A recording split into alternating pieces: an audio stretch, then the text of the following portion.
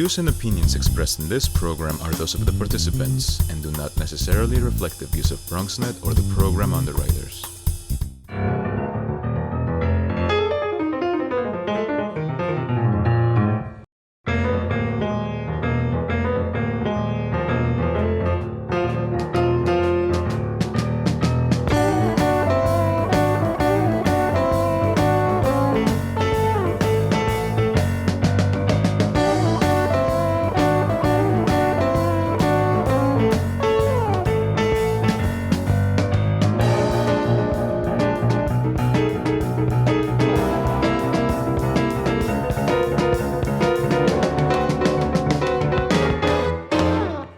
Good evening and welcome to BronxTalk.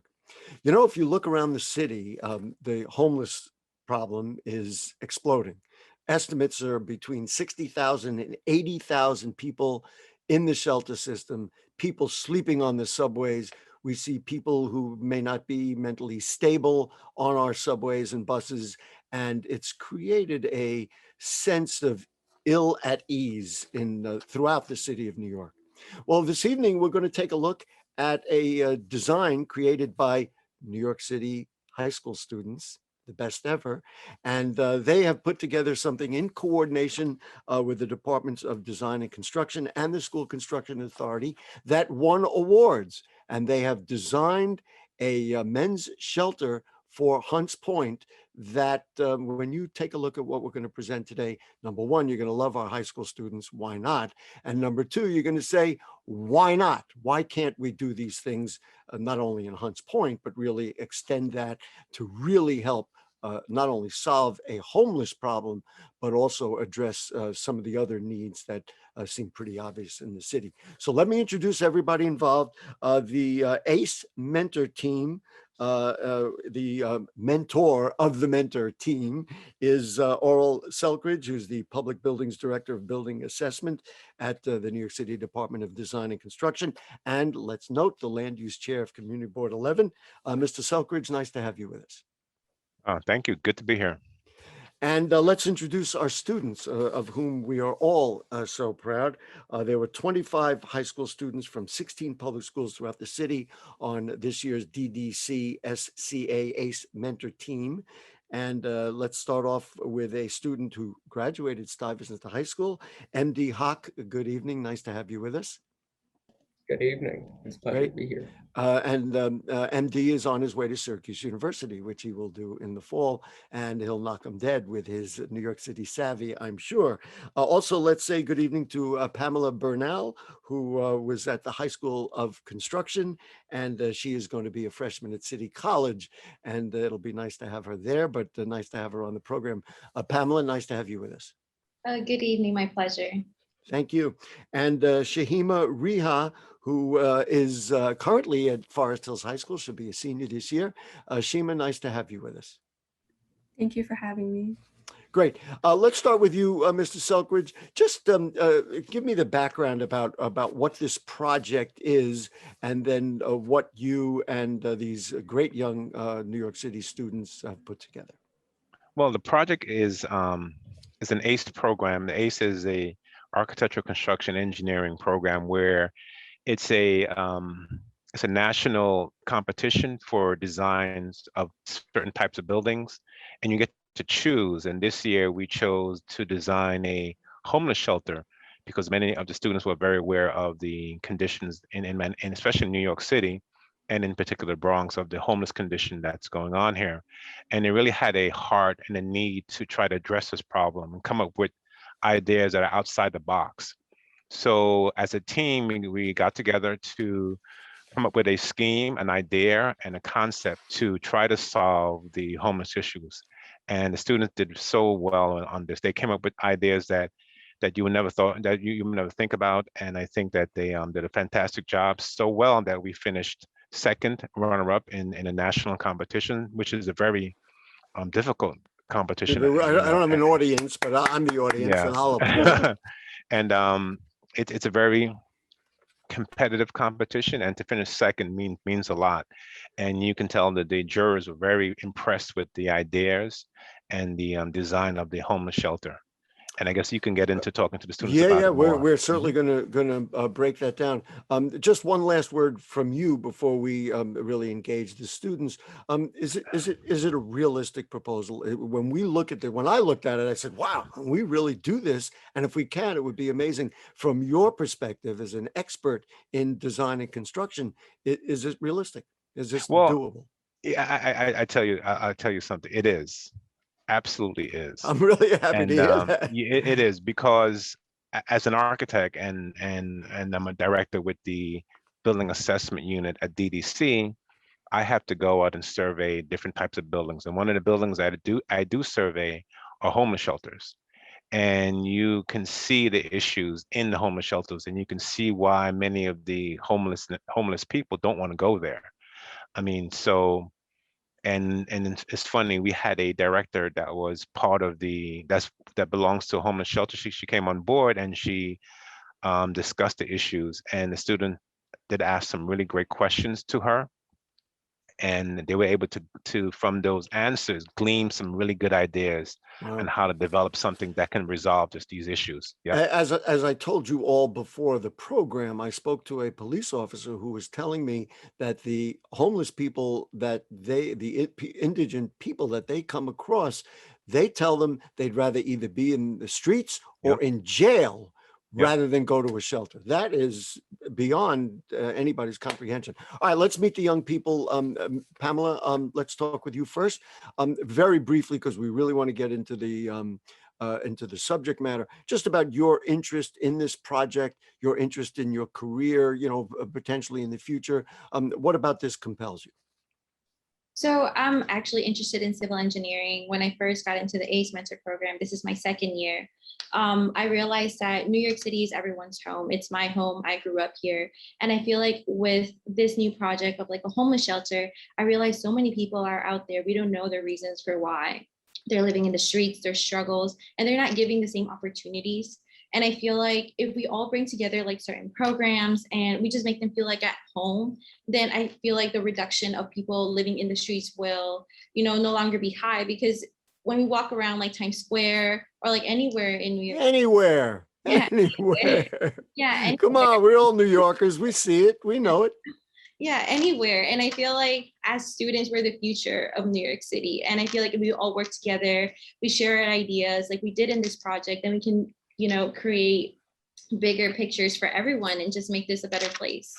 MD, tell me a little bit about the same kind of question for you, and talk about a little bit about what your point of view is when it comes to this. What did you work on with this project?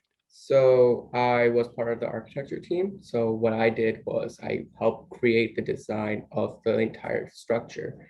I was the main CADer, which is like computer aided design. I was doing a lot of the computer aided designs, creating the 3D model of it. Throughout the whole the process, I kind of felt an attachment to the purpose of this. Homeless shelters, as you've said, are something that doesn't entice the homeless because of like the current facilities offered, etc. Throughout the design process, we try to really focus on that, and that's what I try to do. I'm trying to go into architecture and landscape architecture, specifically biophilic architecture. And if I can somehow help the greater good throughout these structures that, like, for example, the homeless shelter, I feel like I've done a greater job for myself. Great. Shahema, obviously the same kind of question for you. And then I want to begin to define what it was that you created. So just talk a little bit about yourself. I mean, you were a junior through this process. Now you're going to be a senior. Do you think beyond that into college that what you learned here is something you would do in the future? I think definitely, because in college I do want to study architecture, but one of the main reasons that I was drawn to this program is because I really wanted to take the problems that we have in society, like with design, I really feel like we can solve them, and homelessness is one of those problems that we can target. And we did that with our project this year. We tried to create a homeless shelter where our residents would feel like welcome. Like, as you said before, like the residents, they didn't want to go to a homeless shelter because the ones that we currently have, they aren't like welcomed. So we wanted to create programs and activities for our residents so they would feel like the homeless shelter is there to support them to stand up as an individual. And this really underscores really the nature of architecture and design and construction, because yes, you could put up structures, but if you don't understand who it's for and apply it, and certainly in this population, this is a population with needs, and if you don't design it for them, you're putting up 4 more walls that are going to have problems eventually, which is of course what the city's done. So Shahema, let's stay with Absolutely. you. Yeah, did you want to add something, Mr. Selkidge? No, about that? no. I agree with you 100%. And as an architect, you want to try to design something and try to, I guess, and somehow use your ideas and your problem solving talents to help society, and especially with the homeless shelter. What better use of an architect's talent and problem solving skills than to try to address a issue that happens to be a big problem with society. I probably should ask you this, Mr. Selkidge, at the end. Did you learn anything from the students through this? I mean, I'm already learning from the students through this, but you work closely with them.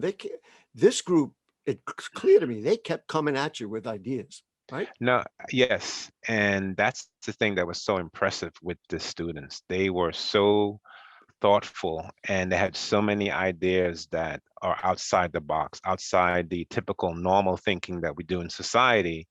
And I think that these students are our future.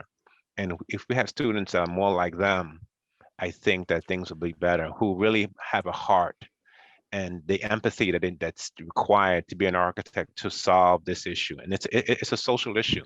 And Yeah. I think as an architect and a designer, as a problem solver, they can do it. They can really try to use their ideas outside the box and solve some of these issues to make it better. I tell young people all the time, you lead, I'm happy to get right behind you. So that, and these are the students we're going to do that with. So Shahema, let's stay with you. So Casa Verde is what it's being called, the greenhouse, and the literature says create an ecologically friendly. Imagine this. Think of how it seems simple, but an ecologically friendly men's homeless shelter with training and educational programs and employment readiness initiatives for up to 135 residents who would be eligible to stay at the facility for 6 to 8 months. Get them started, get them grounded, and get them on to the next thing. Shahema, what role did you have in this process? Like, what was your thing, and what did you try to create, and with the input you had, see it come to life? My role in this project, so for Casa Verde, we have 3 different buildings. One is a residential building, one is the training building, and the other is the greenhouse and the market building. So my role was to design the training building, which is basically where we take in the residents and community members of Hunts Point, and we try to build a community inside of Casa Verde. So we encourage our residents to just get educated and support. For example, we have on-site urgent care, and we also have mental health services and counseling services. We also have art classrooms, we have meditation rooms, we have resume building classrooms as well. So basically my input in this project was to create a community for the residents of Casa Verde so they feel like we're there to support them through their journey of homelessness. I've heard, I mean, I've hosted many programs on homelessness and social services and these things before, and people talk about it. The reality of delivering, we just went, as everybody knows, we went through a mayoral primary. We're going to have a whole new city council. They've talked about these things. In your mind, what would it take to make them reality?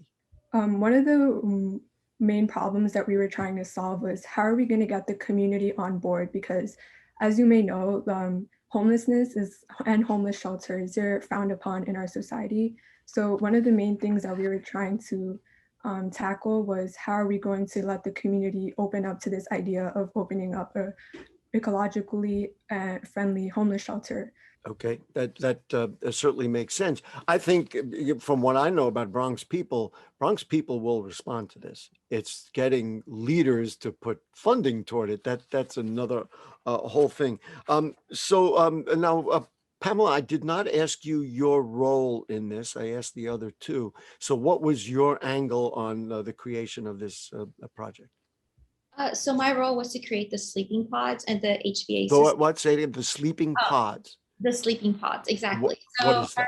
It's not the typical bed that we see in common homeless shelters. Instead, it's a hexagonal sleeping pod and is divided by 2 occupants. And due to like the COVID-19 epidemic, we're not really sure when it's about to end. We had to take precautions regarding social distance. And so we needed to ensure that residents were comfortable and like this placement of the sleeping pods were a safe environment for them. And then let me just ask you about that. So instead of a bed or a double-decker bed or whatever they have in homeless shelters, you've created a little space for them so they could have ownership of the space, right? Am I understanding that that's the unique way you looked at this? Exactly, yes, because we didn't want to make it seem like, I guess, a regular homeless shelter that we've seen before. Instead, we wanted to consider them to have their own personal space. And in that area, they have their own window, they have their own sleeping area and their own storage units. I've got, and we're going to show that on the screen, of course. I've got, some of the plans here, which, we're going to put that up on the screen. It's incredibly detailed. MD, but some of the things you're saying, I hear from people all the time. We want, green technology. We want to make sure that people have, services. We can't just throw up buildings. It's completely logical what you're saying to me. MD, was this a difficult project to put together? Once you got the idea, then it was just a matter of laying it out. That's the way it looks to me. How difficult was it, and what were the challenges to, once you had the idea to put that together? Well, that's a really good question. Well, that's what I get paid to do. So the process isn't as easy as it looks at the end. So this is the final culmination of maybe I would say 10s, maybe 20s of different designs that we had. So the homeless shelter started off as an E building. It was simply a E letter shaped building, right? Wow. Yeah, it was. That's a funny pun on an E building. Yeah, that's great. Yeah. I like that. So the original Spuffer Juvenile Center, right? That it followed a similar shape to that. So we were thinking of like, hey, do we retain the same design shape, or do we go for something completely different? So we were kind of playing around with the idea. We even went from a jigsaw, like a jigsaw puzzle, to like I forgot the other thing, but there was a bunch of different designs that we went through. So right now, yes, while it does look pretty, like it looks like we came to the layout just after that. There's a lot of process that goes into it. For example, the training building and the marketplace that we were thinking of, those weren't originally there. We were thinking of putting them in under one singular building, but thinking of like how it is great for the residents to move around, to interact with one another, to go to different buildings and like interact with the residents of like the actual community. We figured that creating 3 different buildings would be the best idea possible. Wow. So now that brings us back around to Mr. Selkidge, who deals with these kinds of considerations all the time and proposals. How realistic is it? Let's see. The total price tag I saw was $102 million. We're talking repurposing a 144,000 square foot area, and there would have to be obviously public and private investments. How realistic is this? In other words, for you to go into a meeting over there at DDC and say, you know what, we got this idea. Maybe we ought to take a look at it. Is this a realistic? I mean, can this work? I mean, it absolutely can work. And as an architect, I love that. As an architect working with the students, I have to try to mentor them on things that are possible, right? I can't, and I don't like to, I'm not an architect that deals with fantasy. I like to deal with something that really can be done, but it's outside the box. It's something that you have to convince people to invest in, right? You can't just do it. It's possible, but you can't just come up with the money. You have to convince the government officials or whoever it is to invest into this. And will this will it be cost effective? Will it make sense? And in the long run, how will it benefit? So you do that cost benefit analysis, right? So when you look at the cost benefit analysis of getting people off the street, training people, giving them health services, right? So now you're creating a society where you have more people involved and people being more effective in society. And can this building do that? And the students in their design prove that it can happen. If you were to really delve into this this concept, you would see that the rooms, the spaces, the training center, the ability to train clients to learn how to cook, learn how to fix things, learn how to farm, and then actually set up a place where they can sell their goods. And so they're learning marketing skills. They're learning how to even run a business. Yeah, I So- think what we would need, and I'm sure you deal with these kinds of things all the time, we really need a commitment. I mean, I've said this in Yes. any number of ways that, you know, the ideas are out there, but unless we make the commitment, that's not only the personnel commitment, but it's the financial commitment. Right, Shahema, exactly. the Spofford facility is a space that exists. You designed this thing for that space. You knew how large it was. You basically fit it in there. Is this able to be duplicated if somebody says, well, we don't quite have that much space? In other words, are the concepts strong enough to move elsewhere? I'm trying to redesign the city, folks. And so, and I'm listening to everything you say. So, Oh my goodness. Shahema, talk to me about, whether we can look at what you have done here, not only for Spofford, but then say, hey, we got another spot in the Bronx. And my guess is communities will like these kinds of facilities a lot better than just throwing a building up and with beds and throwing people in there, because it creates a, go ahead, Shahema, maybe you can respond to that. I feel like we can anywhere that we want to. One of the main factors of Casa Verde that makes it so unique is definitely the programs that we have for our residents, and definitely the green space that we have, and the skill building opportunities that we have for our residents as well. So definitely we don't need to have the same area that we have. We just need to take the fundamental values that we're trying to instill in our homeless shelter and spread it to different areas of the country. Let's talk about the physical space now. Pamela, I'll let you address I went like this for the, I don't know if backwards or forwards, for the e-design. What about that e-design works and made sense for you? Well, like MD had established, we thought that by keeping the same, I guess, architectural, like how the structure was initially, I guess, built, I think it was a way to keep such historic, I guess, building and just like maintaining it there in place. But then like considering it, there were so many programs, so many extra, I guess, spaces or areas that we wanted to include in a homeless shelter that we don't necessarily see in. But why not a box, or some other contiguous design in that way? Why that kind of unique design? We wanted to think outside the box. Don't give me no boxes. I want to go outside the box. I get that. No, I think That's good.